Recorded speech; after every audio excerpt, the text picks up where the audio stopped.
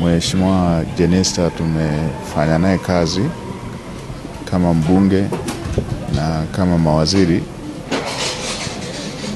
Ni mtu aliyekuwa na jitihada kubwa sana za kuhakikisha kazi ambayo amepewa inakuwa na matokeo.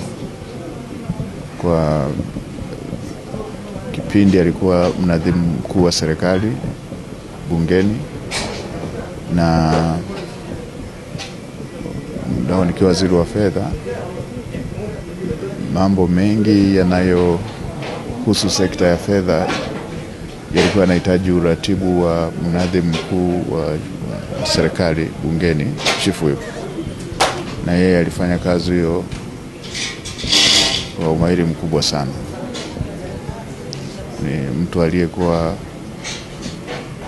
anataka mara zote kuona anatimiza wajibu kikamilifu na kupata matokeo ya kazi anayofanya. Tumeshtushwa sana na tukio hili la msiba, kwa sababu ni majuzi tu hivi tulikuwa wote bungeni na hakuwa analalamika jambo lolote linalohusiana na masuala ya kiafya. Kwa hiyo tunamwachia Mungu.